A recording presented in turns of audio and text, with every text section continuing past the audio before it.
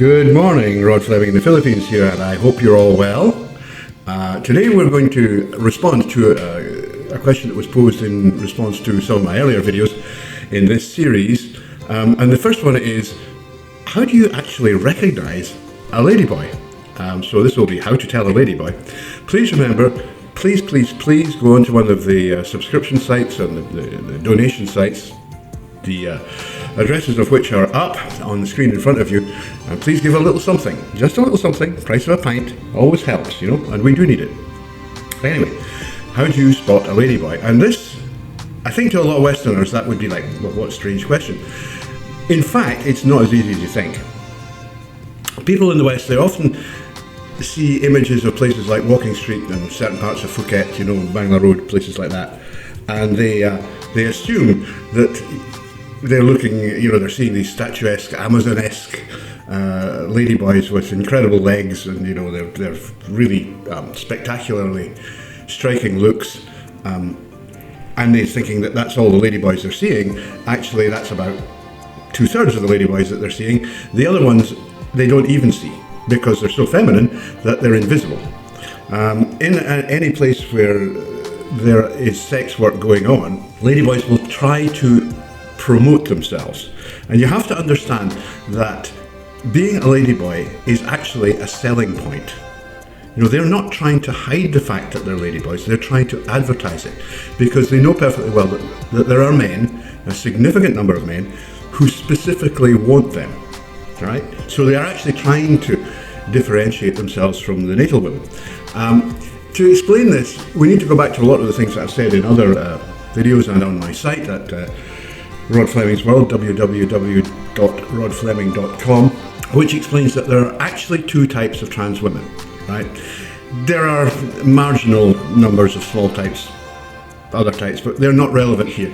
The principal two types are, in the West, they're called HSTS. Those are sexual inverts who complete themselves as women and become homosexual transsexuals, or they are non-homosexual, and the provocation for their desire to transition is autogynephilia, because they have recreated themselves as women. Now in the Philippines, and the same thing happens in Thailand, but they have different names, but in the Philippines, the first kind, right, that's the HSTS, sexual invert type, are called batang baklas, right? Batang bakla just means baby ladyboy, if you like, but it signifies that that person was a bakla when she was very, very young, and typically batang baklas appear at, 4 is not surprising around here, 4 or 5. That's when you'll see boys doing their girl dance moves. They're not allowed to grow their hair long at that time, but they become extremely girly, and by the time they reach puberty, a significant number of them, if not all, certainly not all, but a significant number will be already taking HRT. They'll be taking contraceptive pills, which are very cheap here and freely available. You get them from the corner shop in order to prevent themselves masculinizing and to make themselves more feminine. And that's from... So the second type of ladyboy that you're likely to encounter is what we call, in the West, the autogynephilic. They're non-homosexual, right? So that means that they're primarily interested in other women sexually, although they may well become interested in men as part of their performance as women. Okay, so we'll leave that to one side for just a moment. That's actually called pseudo-bisexualism. Leave that to one side. These girls begin, they don't appear so early. They appear typically around about what they call the sophomore year here in the Philippines, around about 16. And there's plenty of narratives online, and I have certainly spoken to many, and that's what they'll tell you, that they actually start to have these feelings between the ages of 16 and 19. And at that point, they normally would start taking hormones and eventually present as women. Now, the first thing to note about these is that they are likely to be a lot bigger, right?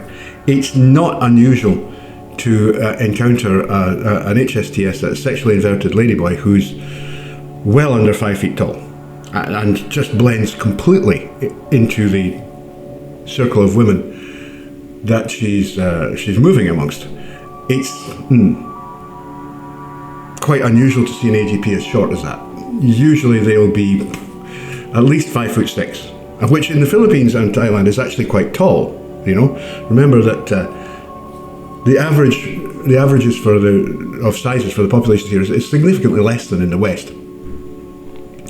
And certainly, if you see a ladyboy who's 5'10", then it's 90% sure you're looking at an AGP.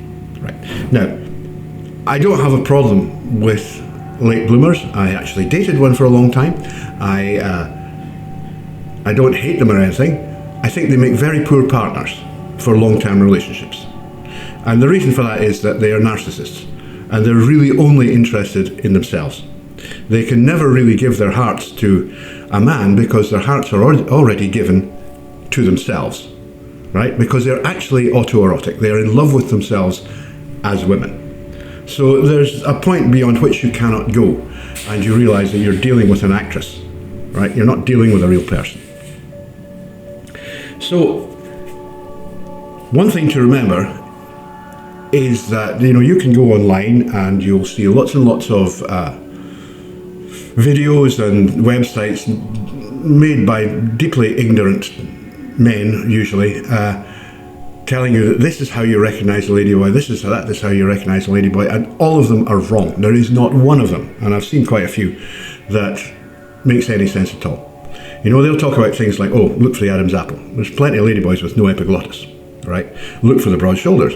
Well, no, that doesn't work either. Plenty of ladyboys have got narrow shoulders.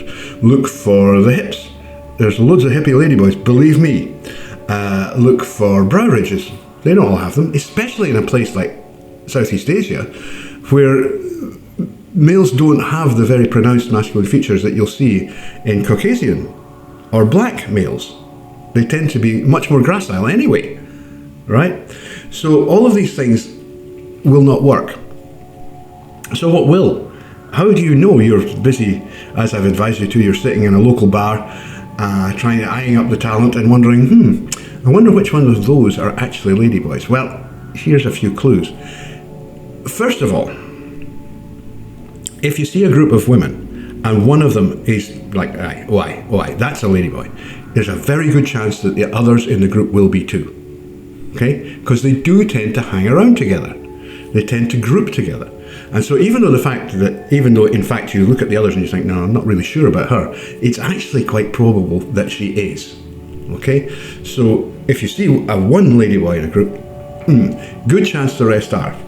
So it's worth making your presence known, advertising your presence, and seeing if they wish to engage in some dalliance with you. Okay? The next thing is beauty. Now, I've heard this slagged off something silly for no good reason at all. The fact is that Southeast Asian women are very beautiful. Some of them are very beautiful. Amongst the most beautiful women in the world. You know, maybe you don't like that particular type, but if you do, then yeah. It's pretty impressive how feminine these girls are. Beauty is a feminine concept, right? The male equivalent is sublime, and people always forget about that. But it is actually the case. Beauty is therefore a way to indicate that you are a woman, or at least not a man. Okay? You want to ask yourself, why does the literary James Bond, for example, has a pronounced scar on his face? Why would he have that? There used to be a toy doll made by Mattel, I think, called Action Man. And Action Man was like a soldier doll that you could dress up. So it was kind of like a masculine Barbie. And he had a big scar on his cheek. Ask yourself, Harrison Ford has a really pronounced scar across his chin, which he got when he was practicing with a whip on set. Does that make him more masculine or less so? And the answer is, these things make more masculine by diminishing beauty, right? It's almost like a negative thing. You take down the beauty, right, and you're left with the masculine. And what happens with ladyboys is that they push the beauty and minimize the masculinity as much as they possibly can. Now, for a Batang Bakla, an early one who starts in her childhood, she's probably going to be taking hormones by the time in the 12 to 14 age range. She probably didn't really go through a male puberty. She's going to be remarkably beautiful. Simple as that. for a late bloomer, it can be more of a struggle, but believe me, some of them really do it. And they work at it. They really work at it. So one of the things you can look at and consider as a clue is, are these girls, you know, exceptionally beautiful? Am I looking at a girl who's just a little bit more beautiful, you know, than the other girls in the company I'm in? You know, is she just that little bit more than the average? There is actually a good chance that a girl like that is a ladyboy. Right? Now, I've heard all that crap about, you know, the feminist crap about, oh, how dare you suggest that men can be beautiful. Actually, you just need to put your specs on, because some of the ladyboys around here are absolutely stunning. They are the most beautiful women I've ever seen, that's for sure. We'll come back to that. So the other thing to look at, once established that, you know, a lot of beauty, is there is one physical feature which does tend to be a reasonable indicator, and that's shoe size. Ladyboys do tend to have a shoe size, maybe one size bigger than you'd expect for her height. So that's the first thing you're going to check. You've got a quick look down at her feet. Now, I know some ladyboys who've got really quite big feet, and they tend to have really pretty feet. You know, it's really funny because they've got these long, lovely, delicate looking feet, but they are actually a shoe size bigger. You know, it's not really noticeable when they're unclothed, but you can see when they're wearing shoes. And that is quite a good clue. Like I say, the epiglottis, the shoulders, the hips, they don't matter a damn. None of that is actually reliable. The shoe size is fairly much so, but you will still meet ladyboys with small feet, and you will meet, you know, nasal women, ordinary girls with big feet. So there is a certain room for being seriously embarrassed. What you actually have to do is to take the ensemble. You have to take the whole thing. You know, and it's when your eye gets tuned in, you find you're not looking at specific details. You're just looking at the whole thing, and you're going, right, now that one looks to me like a ladyboy, and you strike up conversation, and most times you'll be right. You know, even with the Batang Bakla type here in the Philippines, as I say, they have a different name for it in Thailand. I don't know it. That's the ones who, the HSTS, the sexual inverts who were dancing around with towels on their heads at the age of 4, you know. Even with them, and they are really often just staggeringly gorgeous, tiny little bubbles of beauty. And I know some who are 4'6", you know, I do mean tiny, you know. These are, even then, you know, the looking at the whole rather than focusing on particular elements. That is really how you have to do it. Now, there's another element to this, which I think I'd bring in here.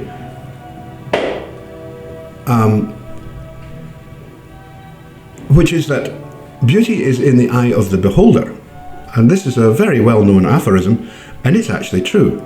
You know, we decide on the basis of our life experience and the models which have been presented to us, first with our mothers, as Freud said, but others since then.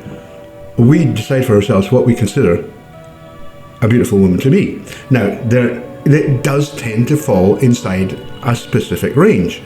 Men tend to find neoteny, that is retention of childlike features facially. We tend to find that attractive. We tend to find long hair attractive. We tend to find certain facial shapes attractive. There's a whole bunch of things which are generally considered beautiful, but within those there are quite a significant range of differentiation, of expression. So each of us takes what we like and kind of projects it out into the world looking for a match. You know, that's actually called your erotic target, and we'll do that in another video. We've already discussed it elsewhere. Your erotic target is kind of projected out into the world, and it locates on another person who matches it. And you might well, at that point, you call that a click, and you might go, right, okay, I'm going to go and buy her a drink, or I'm going to offer her coffee, or I'm going to just ask her, you know, what her name is. It's pretty simple here. I mean, women don't get shirty. You know, the modern Western thing where women don't like to be approached by men, that doesn't happen here. I mean, if a woman is genuinely not interested, she's married, she's got kids, she's harassed, she's just going to ignore you. She won't get nasty about it. If she's at all interested, even a little bit, she will engage you. She's polite. This is Asia. A politeness requires a politeness in return. If you say good morning, ma'am, she's going to say good morning, sir. How are you? It's as simple as that. She's not going to kick you in the nuts and say you sexist bastard. You understand this? The whole thing in the West has been completely destroyed. It's been ruined. The West has been ruined by feminism. And if we want to have a decent civilization in the West again, then feminism was something we will have to get rid of. Don't see any evidence of it. Anyway, beauty is in the eye of the beholder, and I'll give you a little example of that, which is quite amusing. A lot of people don't know this, but they should. But in Shakespeare's time, and you know what I'm talking about, William Shakespeare the Bard, women were not allowed to perform on stage. And this had been the case for many years, and it persisted until the late 18th century. The women did not play roles on stage. Female roles, women's roles, were always played by boys, right, who were made up, sometimes with wigs, often with natural long hair, to play these roles, right? So the great female sexual icons of that era. And remember that theatre was a really big thing. It was huge. There was no television. There was no cinema. There was no internet. If you wanted entertainment, you went to the theatre. That's why there were so many of them. That's why Shakespeare was so successful. Because he was basically the Zuckerberg of his era. He was providing the entertainment that everybody wanted. And central to that entertainment was boys dressed as girls. So the real, the sexual icons of the era were actually boys in drag, if you like. A lot of these boys would actually be courtesans. They would be willing companions of well-heeled theatre goers and spend time with them, shall we say, after the performance. They were much sought after as courtesans because of their beauty. Okay, so what's happening here is beauty. Your conception of beauty is being controlled, it's being modified by the fact that some of the targets, some of these erotic targets, are actually males who look like girls, right? So that is modifying the way you look at beauty. So include this other group. It's not just ordinary girls you're going to look at. You're going to say, wow, she's really gorgeous, and you know that is a ladyboy, right? On the Shakespeare thing again, a lot of people don't understand, or they miss some of the really, really hilarious parts of Shakespearean comedy because they don't realise that the female characters are actually boys. If you take a play like The Taming of the Shrew is a really good example, which tells the story of a girl who didn't want to marry. She was very defiant, she was very strong-willed, and eventually she's tamed by her love for the heroine. It's all the usual stuff, but it's very, very funny. When you realise that the girl in this case is actually a boy, it makes it side-splitting. And you can imagine the kind of campy innuendo that would have been carried out on stage by the performers. This is a boy. Right? And she would have been winking at the audience, doing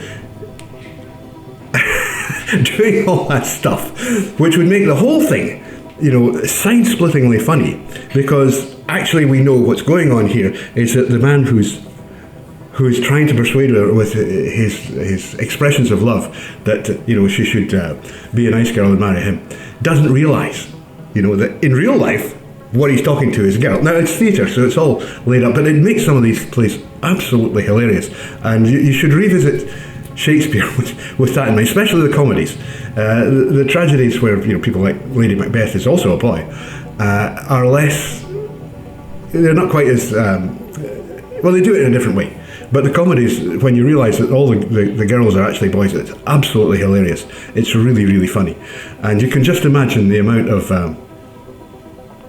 shall we say, lewd and lascivious asides and, breaking of the fourth wall and all the rest of it that would have been done, and this audience in absolute stitches because of it. So what's happening here? And the audience absolutely believed that these girls were gorgeous. They were the most gorgeous creatures that could be imagined. They were more gorgeous than the women they were married to, or the women that they might marry. And they were boys. And that's what's happening here. If you're interested in ladyboys, then what will happen is that as you pursue that, you'll identify them with beauty. You know, they're girls. And that is your kind of girl. That becomes your type. And so there's some mechanism inside your skull which becomes aware of ladyboys specifically as your targets. And so you can see a really beautiful girl. And, you know, most people would just go, oh, beautiful girl. Yeah, she's nice. And you'll go, damn, that's a ladyboy. I wonder if I can get her phone number. You know? That is what you're going to do. And I can't really explain the mechanism that's in place. It just happens, you know, and for me it was, I guess I had been coming here for, I don't know, maybe 5 or 6 years. And then I suddenly started to get it. And at that point I was dating and I was meeting a lot of girls. And it just, you know, it became something that I was aware of. And they call it your backladar here, or your gaydar. You get them. It's like, yeah, ladyboy. You know, and there's no way that a civilian would know that. They just wouldn't know. And as for all the feminists who run about saying, oh, we always can tell, you fucking can't. You haven't a clue. And the reason you haven't a clue is because you don't have any attraction to these people. I mean, maybe a lesbian could tell, but ordinary straight women, they can't tell.